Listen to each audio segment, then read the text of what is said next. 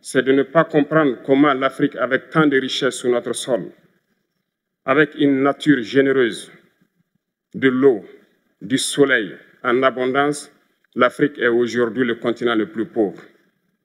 L'Afrique est un continent affamé. Et comment se fait-il que les chefs d'État traversent donc le monde à mendier? Voici des questions que nous nous posons et que nous n'avons pas de réponse jusque-là.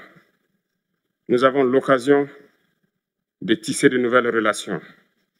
Et j'espère que ces relations puissent être les meilleures pour donner un meilleur avenir à nos peuples.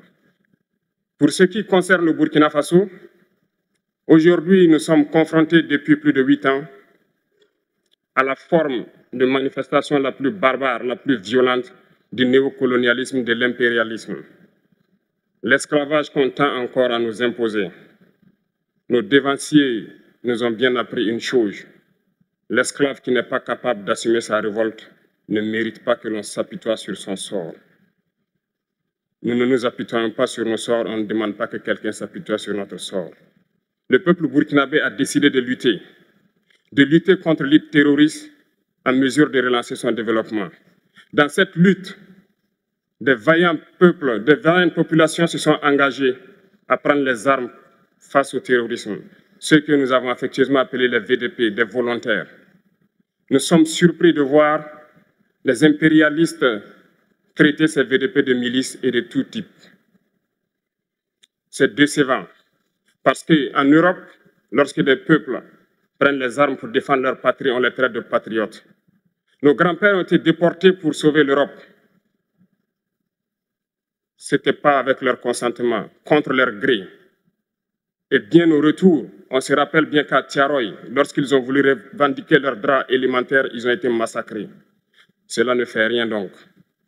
Lorsque nous, peuple, nous décidons de nous défendre, on nous traite de milices. Mais là n'est pas le problème.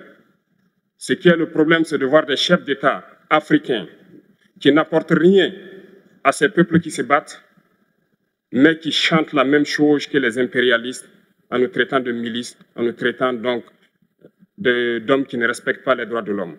De quels droits de l'homme parle-t-on? Nous nous offusquons contre cela et c'est honteux. Il faut que nous, chefs d'État africains, nous arrêtons de nous comporter donc en marionnettes qui dansent à chaque fois que les impérialistes tirent sur les ficelles. Hier, le président Vladimir Poutine a annoncé donc l'envoi de céréales en Afrique. Nous sommes bien contents. Nous lui disons merci pour cela. Mais aussi, c'est un message passé à nous, chefs d'État africains, parce qu'au prochain forum, nous ne devrons pas venir ici sans avoir assuré, pour ceux qui ne connaissent pas la guerre, l'autosuffisance alimentaire de nos peuples. Nous devons prendre l'expérience de ceux qui ont pu déjà atteindre cela en Afrique, tisser de bonnes relations ici et tisser de meilleures relations avec la Fédération de Russie pour pouvoir assouvir les besoins de nos populations.